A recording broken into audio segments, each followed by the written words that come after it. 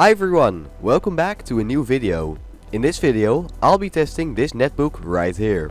This is an HP Compact 2133 mini note. This netbook was released in December of 2008 for around $415 and my model has a VIA C7M ULV CPU which comes clocked in at 1.6 GHz. My model also has 1GB of DDR2 RAM, a 120GB hard drive and VIA Chrome 9 HC graphics which power the 8.9-inch 1024x600 TFT display. Let's find out what this netbook from 14 years ago can still do today.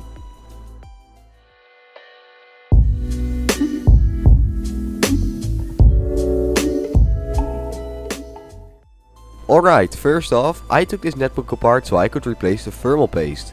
Taking this laptop apart is quite easy. I made a full tutorial on my other channel, but for now I'll speed it up a bit. Then it was time to clean the netbook. Cleaning the netbook went well and it came out looking almost brand new again.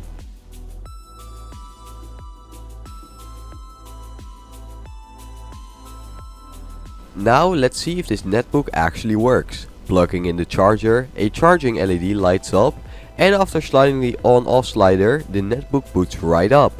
I could immediately boot into an install of Windows 7, which already had all the drivers installed, so there were no drivers for me left to install.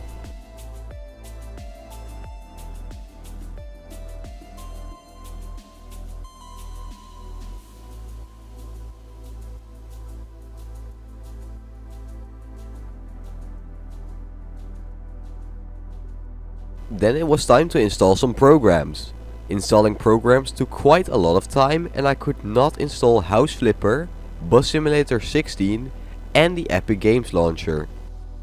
Now let's have a look at the laptop itself. On the front you can find the on-off slider, a hard drive light and a Wi-Fi switch.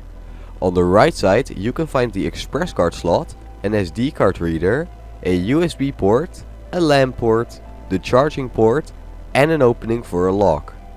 On the back there are no ports. And on the left side you can find the VGA port, an opening for cooling, another USB port and 3.5mm jacks for microphones and headphones. Now let's run some benchmarks. Sadly I could not run Userbenchmark due to the 32-bit OS. Heaven would not run due to DirectX issues. Running Performancetest, the netbook got a score of 62 with a score of 84 in the CPU mark, a score of 130 in the memory mark and a score of 354 in the disk mark. Now let's test some games. Minecraft would not run and gave this error when trying to launch the game. Roblox would not run due to DirectX issues. Freddy Fazbears Pizzaria Simulator was just barely playable. Most parts of the game ran at single digit FPS, but even though this is pretty mediocre, it still surprised me that this netbook could even handle this game. Testing Ultimate Custom Night, this game was absolutely unplayable, with the FPS not getting higher than 5 and some parts of the game not even loading in. I would not call this a playable experience. Euro Truck Simulator 2 would not run, crashing before even loading in a loading screen. Bus Simulator 12 would get stuck on the loading screen. CSGO would not run due to the shader model not being supported by the GPU. Train Station Renovation would not run due to the install of Windows being 32-bit. BeamNG Drive would not run due to the 32-bit install of Windows. PC Building Simulator would also not load due to DirectX issues. And with that, it's time to shut down this netbook. Now, what do I think of it? In my opinion, this netbook really isn't all that usable anymore in 2022. Web browsing is very slow and most games don't run on it. I have to give credit for its screen and performance in Windows though. The screen is actually quite a nice one due to its size combined with the resolution. It can also get quite bright. The netbook's performance in Windows 7 is also quite good.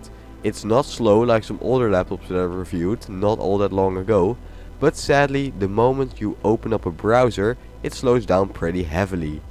Overall, if you want to use this netbook for gaming in 2022, I would absolutely not recommend it, except if you're planning to play very old titles on it.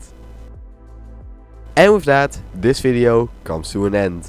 Thanks so much for watching, comment, like, subscribe, and I'll see you guys next time. Goodbye!